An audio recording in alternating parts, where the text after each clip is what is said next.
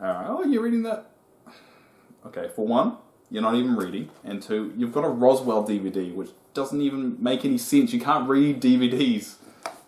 And no one watches DVDs anymore. I'm burning that. Hello and welcome to NPCs.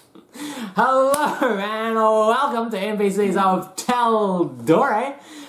With myself, Oliver Dungeon Master, and... You know how you thought you looked lame doing that? Yeah. Turns out you do. Ah, cool. Yeah, it's good. It's good to know. Reinsurance. Yeah, it's just, yeah, bit of this. It's too much coffee. It's way too much coffee today. Stop drinking coffee, man. You make this excuse every single video, and then it's like, oh, that's a legitimate excuse, but you know you're recording this damn video, so you know about drinking too much coffee. Anyway, reviewing episode 7 into I'm sick of your shit. This is the one that Dave's just sick of your shit. The one where Dave finally snaps and leaves D20 Multiverse forever. He can't do it because he's put too much time and effort into it. Yeah, it's kind of like a pride thing now.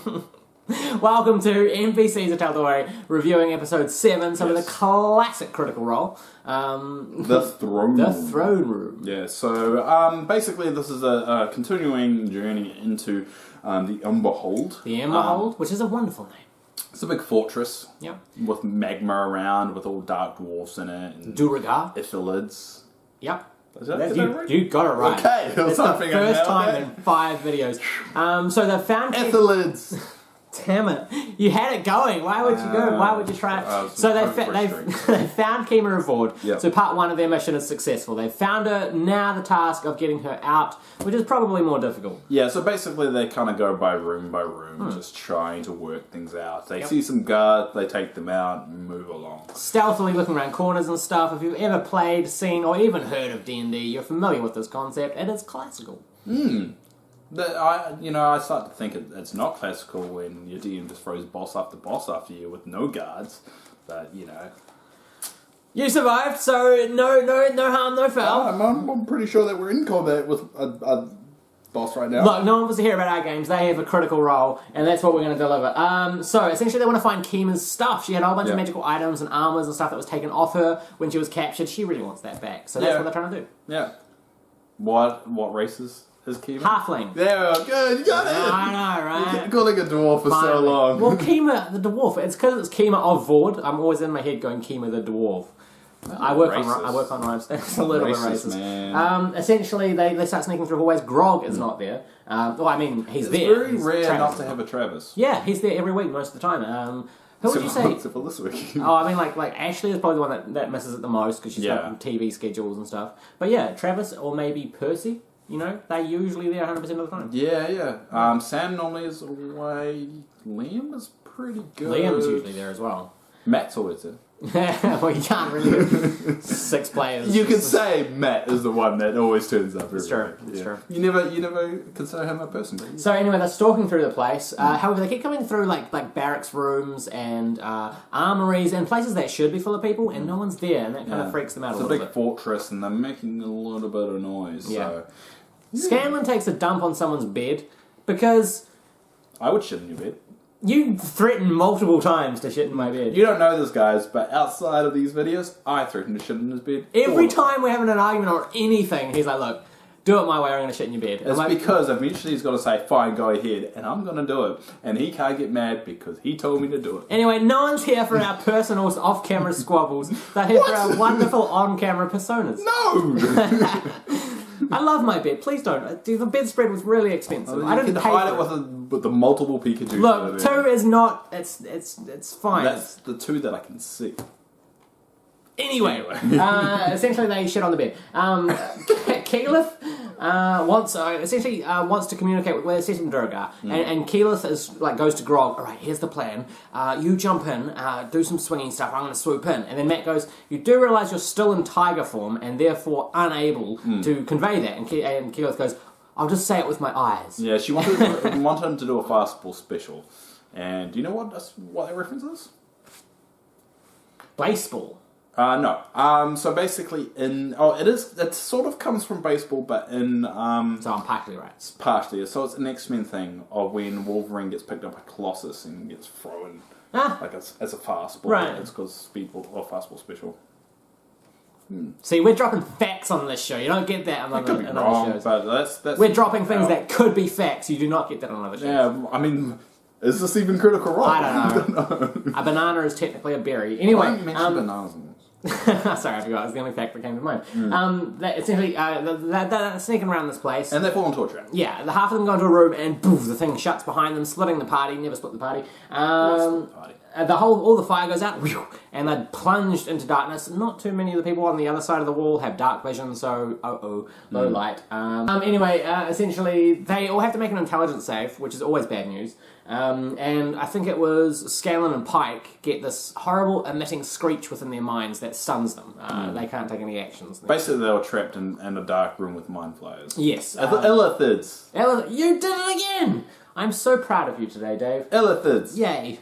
Then mind flayers. Invisible things start attacking them, which I thought was really cool. I think as a DM, throwing an invisible creature at your party, Well, they're invisible. Well, they're just in a dark room. That's neither here nor there. No, it matters. It's not invisible. They just couldn't see. No, I think they were invisible, and then because the thing stepped out of the shadow, and Matt wasn't really clear if he was stepping out of shadow or if he was stepping into existence. So it's one of the two. Anyway, the thing wraps its face around Vax and goes to eat his face, which is kind of cool, kind of dark. I like it. Would you eat Vax's face? Yes. I wouldn't. Anyway, I like Vax. I wouldn't want to eat his face. It's mean. Well, I'm just really hungry right now. Anyway... Would you eat my... No. Move on. Anyway, we're not here for whatever the hell that was. We're here for Critical Role. I was worried at the hole that we were going in there. They roll initiative, and Pike and Scanlan both roll nat 2s. Hey! Alright, the 2 clubs. And they kind of high five. Their rolls were all over the place this game. They really were, yeah. But they pretty much take them out. They take it out. We'll skip the combat because it's not fun to review combat. Yeah, I mean, the combat here is just pretty much they get trapped. Oh no! Knock them all out. And then Vax comes up with a great catchphrase, which I think should have been used more often. Almost as poignant as dagger, dagger, dagger. He says, remember, vaccinate your kids. So they find a temple. I thought that was good. They split the party, obviously. So they find a temple. Sorry, I was hoping you just laughed it off, but you took it really hard. So, sorry. Kima also wonders about the yellow potion that she found. I can't remember where she found this, but she's got a potion that she doesn't know what it does. And she was kind of deliberating of, should I just drink it in combat and hope that it's something that improves my abilities? That's never a good idea. No, it's not. That's never a good idea. Hey, let's just drink this thing. Don't drink the Kool-Aid, kids. Remember, cults are not, What is Kool-Aid? Is Kool-Aid it's like Raro. It's a Raro. So in New Zealand, it's called Raro. So basically, it's one of those drinks that you It's sugar like drinks powder. you pour in and you stir it. All right. That's what Kool-Aid is. All right. We never had Kool-Aid. No, we we don't recently got Doritos here. Yeah, Weird. yeah. And Right. Starbucks. We got Starbucks 5-10 years ago. Yeah, we got Doritos a year ago. They're actually really good. I understand. Yeah, Doritos are nice. Of course, we're not here to review food products. What are we here for? We're here for Critical Role. Okay. That's why people tune in, I think. I don't know. I don't know why you tune in, really, to be honest. I've also got in my notes just a question that's probably gone through most critters' minds watching the classical episodes, which is, does Tiberius ever pay attention? He's just always going, wait, what? What is going on? Tiberius argued with Matt a bit. He does, again. In this one. He does it. He's done it in the last 2 episodes. The DM is always right. No. I I think it's good to question, because a lot of them actually do question the DM. And also remember, they've been playing for 2 years before they streamed, but they were playing Pathfinder, and only recently pre-stream converted it to 5th ed, so there's a lot of rule changes. And they're never playing week to week. No. So they're never really kind of overthinking the rules or constantly challenging the rules. Yeah. They're kind of wait a month and then they'll play again and they have to be reminded of the rules. And it wasn't their job back then, but essentially it's their job now. It wasn't their job then, though. No. No, at that point, Oh, it wasn't their job. no. That was just a show they were doing on Critical Role, on Geek and Subject. Anyway, that goes on. Tiberius. So they find a temple? Are we talking about the temple now? I was not up to there yet. Oh, okay. You can go on then. Okay. I'll sit here. Alright, cool. Just amuse yourself with a multitude of Pikachus. Tiberius casts a cool spell against 6 Duragar at a time. They all make a int save and fail. Essentially then, combat. Now we're at the temple. Alright, we're at the... I saw that! Anyway, we're at the temple, and it was the temple of Larsgard. You just stunned me with your ability to say words. like names. Yeah. Names specifically. Yeah. But yeah, it was basically the dark team, the Dark Dwarfs god. Yeah. Which freed them from the Illithids all those years ago. You got that right. You got it right. It's 3 out of like 30, but that's still 10%. Anyway, yes, I did the maths right. I can see you doing the maths over there. I know 1 or 2 things at this stage. Analyst Dave. Analyst Dave. Actually, God, why are you watching this? Yeah, I don't know. Anyway, Tiberius comes up with a plan.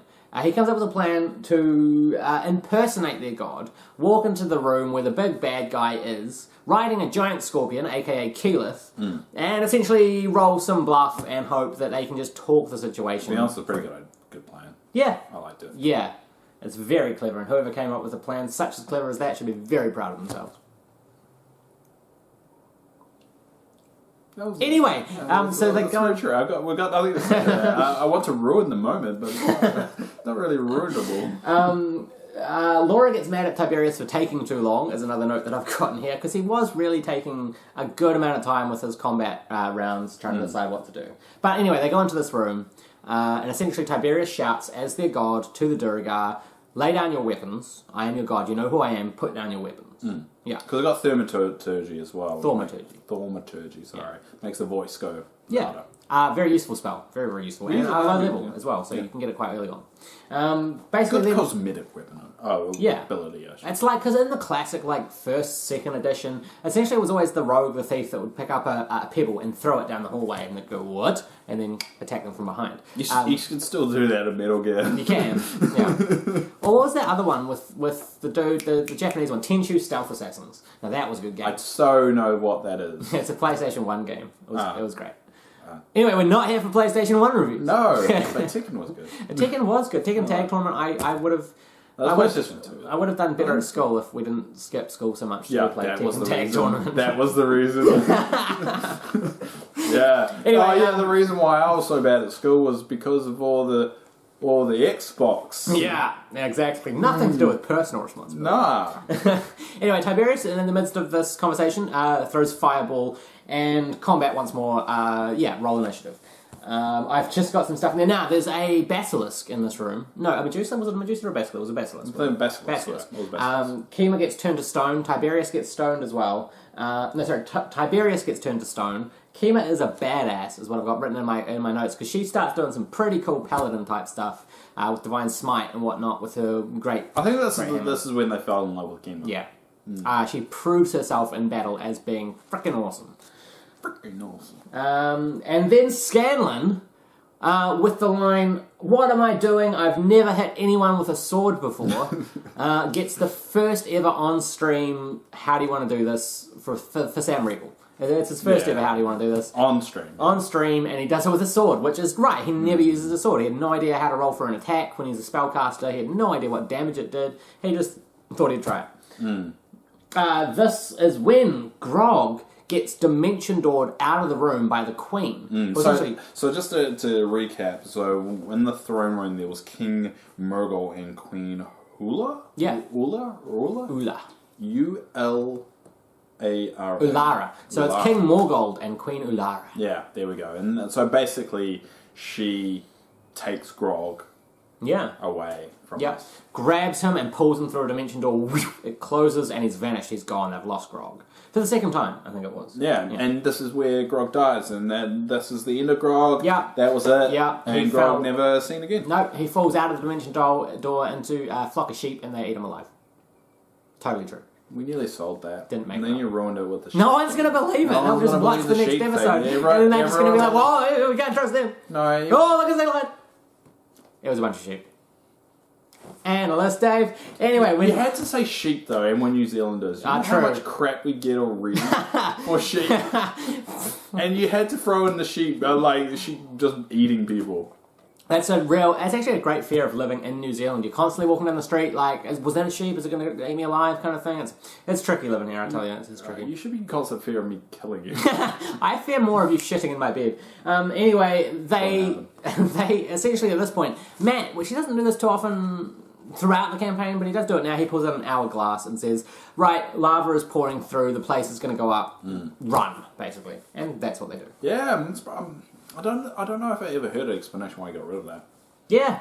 I liked suppose, it. yeah, it's fun. I want to get an hourglass for our games. I just haven't found one yet. No, you don't need one. Nope. Could just use a phone app. Nope. Anyway, they do realise at this point that Grog, who's been dimension doored out of there, has the bag of holding with a whole bunch of really useful stuff. And they're like, oh crap. Yeah, it's kind of like the one player, if he knows everything and he dies, can't tell you how to resurrect him. It's like, oh. All the notes that he's been taking for the first, 3 months of the game. So then that way we can blame the DM. No, I think that's definitely a player choice kind of thing. Anyway, they then decide that, they have to get out of here because the place is falling apart. They go to just pick up the statue of Tiberius and carry it out. So they roll some strength checks. Scanlan and Pike do get hit with a bunch of lava, and Vax's foot gets really badly injured. It spends 6 seconds submerged in lava. It's gone. Yeah. If your foot's in lava, it's gone. It's gone. It's gone. Yeah. Yeah. But that shows you, if you argue with the DM, you get turned to stone. Anyway. Can we just... Sorry, pause for 1 second. I feel like we're not communicating enough here. I think that bringing this up on camera is all fine, but I think we just need to have a Shut up, discussion. Ollie. Anyway, I wasn't going for your bit. You're not going to have a bit halfway through this. we can do bits in the middle. No, we're not going to do bits in the middle because I'm not an actor. Anyway, essentially... I just want to slap you when you do that. I'm going to sit over here. Okay, we can do bits in the middle of our things if I get to slap you. No bets in the middle. This is my moneymaker, baby. Anyway, they get to a door with the lava like behind them, and they do some lock picky. Lock picky. Sorry, I'm ripping you in too much. It's just because you don't know what you're doing. Anyway, because of the foot, Vax gets 5 feet taken off his speed until it gets healed, and stealth with disadvantage, which is troublesome because he's essentially the stealthiest of the group.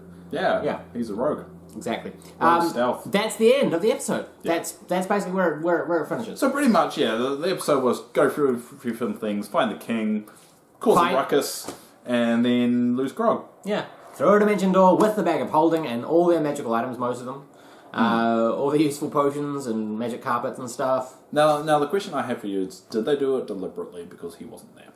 Well, I would say no because... I think there was a story element that was aided by the fact that he wasn't there. But do you think Matt decided that he was going to take Grog? Yeah. Or do you think he was just like, I'm going to take someone? Because he did make Tiberius stone, and technically Tiberius can't do anything right now anyway. Yeah. So was he going to take... I think he had the idea in his head, hey, a cool story kind of quest. Get back a party member when they get kidnapped. And then he took advantage of the fact that Travis wasn't there, so wouldn't mind being kidnapped, and it wouldn't throw in the element of, well, now we go away from the party and to Grog. This is what you see through the dimension. But it happens so late in the episode. Yeah. I mean, if he comes back next episode. Yeah. We don't know. I don't know. I think that Matt kind of just... It was a combination of the fact that he wasn't there and that would be a cool story thing. I'd love to know. If you guys have any thoughts, put it in the comment section below. Yeah. And we'll read them and make comments on those comments. Yeah, we actually do. We read and respond to literally every comment that you guys post, because... we have no life. Pretty much. I've probably put more time and effort into my World of Warcraft character than I do into my actual life. That's kind of sad. Well, a little bit. Anyway, that is our recap and review of Classic Critical Role Episode 7, Into the Throne Room. Thank you for joining us. Make sure you like our Facebook page. The D20 Multiverse, where we post fun stuff about our games, D&D in general, memes and such, because... We're down with the hip things. Wow, we lost them there. Yeah. A little bit. But thank you so much for joining us. Check out the rest of our content. Check out our live streams. And check out our new podcast that we're launching in a couple of weeks. Yes, and that is called D20 After Hours. Are we officially going with that? We're going with that. I love that name. He came up with that name and I loved it. So yeah, D20 After Hours. I think I came up with this name too. NPCs at Tal'Dorei? Yeah, you did. But I came up with D20 Multiverse. I have copied and pasted the chat for this, and I think it was a backward or forth. Yeah, that I came up with. You ultimately did come up with it. Anyway, we're not here to hear us scoff about who named what. We're here to review Critical, and we're done. We should just do a whole video of us just fighting. Anyway, thanks for joining us. Check out the rest of our content, and have a wonderful day, evening, morning, wherever you are in the world. And we'll probably see you next week for number 8. Sam Regal. No, not same record. Episode 8, because Right. we're going to do a catch-up. Sorry, I got confused about what we were doing. Episode 8. Yes! Bye. Love you guys. Have a good one. Do it. Oh, wait, I have to act like I'm not paying attention to what you're doing at the moment. Hold on, I need to get my pencil out. I'm just going to leave it recording. We've got plenty of space in the camera. Sure? Yeah. You actually have to be able to see it. Go. I can't get my pencil out. It's very important for this bit. Where's the blooper? This is the blooper. I'm trying to get my pencil out. Alright, no.